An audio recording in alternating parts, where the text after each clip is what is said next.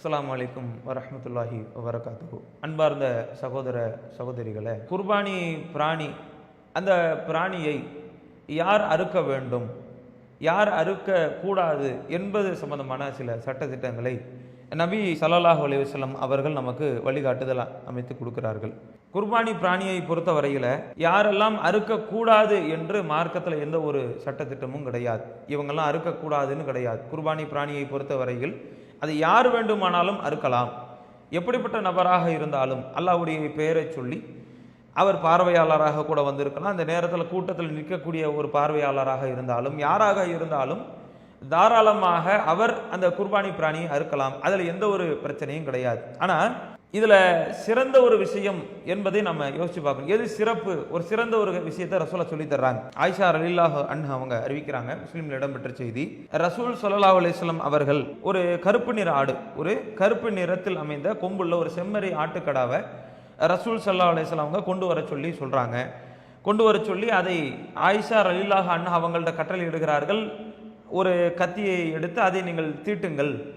அதே போன்று அந்த ஆட்டை படுக்க வைக்க சொல்லி அதை ரசூல் ஸல்லல்லாஹு அலைஹி வஸல்லம் அவர்கள் அவங்க சொன்ன கட்டளைக்கு ஏற்ப ஆயிஷா ரலியல்லாஹு அன்ஹா அவங்க அதே போல செஞ்சு கொடுக்குறாங்க. அவ்வாறே நான் செய்தேன். பிறகு நபி ஸல்லல்லாஹு அலைஹி வஸல்லம் அவர்கள் அந்த கத்தியை வாங்கி அந்த செம்மறி ஆட்டை பிடித்து அப்படியே படுக்க போட்டு ரசூலா ஸல்லல்லாஹு அலைஹி வஸல்லம் அவங்க அறுத்ததாக இந்த செய்தியில் இடம்பெறுது. அப்போ குர்பானி கொடுப்பது யார் வேண்டுமானாலும் கொடுக்கலாம். குர்பானி பிராணி அறுக்கிறது யார் வேணால் அறுக்கலாம். ஆனால் குர்பானிதாரர் அதை அறுப்பாரையானால் அது ஒரு சிறந்ததாக ரசூலுல்லாஹ்வுடைய வழிமுறையாக இருந்திருக்கிறது.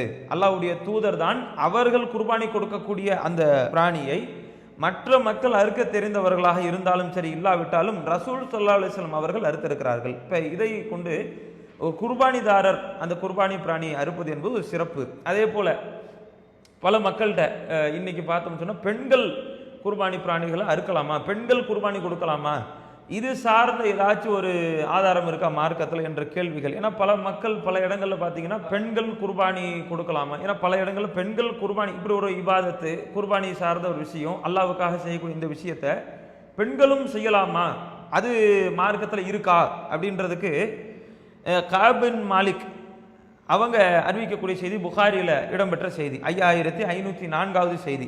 அல்லாஹ்வுடைய தூதர் அவங்கள்ட்ட சொல்லப்படுது, இன்ன இம்ரஅத்தன் தபஹத் ஷாத்தன் பி ஹஜர், ஒரு பெண் கல்லை கொண்டு அந்த கல்லை நல்லா தீட்டி ஒரு கல்லை கொண்டு அந்த பெண் ஒரு ஆட்டை அறுத்து பலியிட்டார் அப்படின்னு சொல்லப்படுது. அப்ப அது சார்ந்து ரசூலுல்லாஹ்ட்ட கேள்வி கேட்கப்படுது. ஃபசுஇல நபி ஸல்லல்லாஹு அலைஹி வஸல்லம் அன் தாலிக், அது சம்பந்தமா கேட்கப்படுது. ஃபஅமர பி அக்லிஹா, அதை சாப்பிடுவதற்கு நபிகளார் கட்டளையிட்டதாக அந்த செய்தி சொல்லப்படுது. அப்ப இதை கொண்டு நாம் பார்க்கும்போது ஒரு பெண்மணி ஒரு ஆட்டை ஒரு கல்லை கொண்டு அறுத்ததாக ஒரு செய்தி அல்லாஹ்வுடைய தூதர்கிட்ட தெரிவிக்கப்படுது. இப்போ பெண் அறுத்திருக்கிறாரு, சாப்பிடலாமா கூடாதா? அப்போ ரசூலா தாராளமாக அதற்கு அனுமதி கொடுக்குறாங்க. தாராளமாக அதெல்லாம் சாப்பிடலாம், தப்பு கிடையாது, பெண்களும் குர்பானி கொடுக்கலாம் என்பதை அல்லாஹ்வுடைய தூதர் இந்த இடத்துல நமக்கு தெளிவுபடுத்துறாங்க. அப்போ பெண்கள் ஆசைப்பட்டால் அவர்கள் நியத்து வைத்து குர்பானி கொடுப்பதாக இருந்தால் அவர்களும் தாராளமாக குர்பானி பிராணியை பெண்களும் அறுக்கலாம் என்ற ஒரு சட்டத்திட்டத்தை நாம் தெரிந்து கொள்கிறோம். அல்லாஹு அக்பர், அல்லாஹு அக்பர்.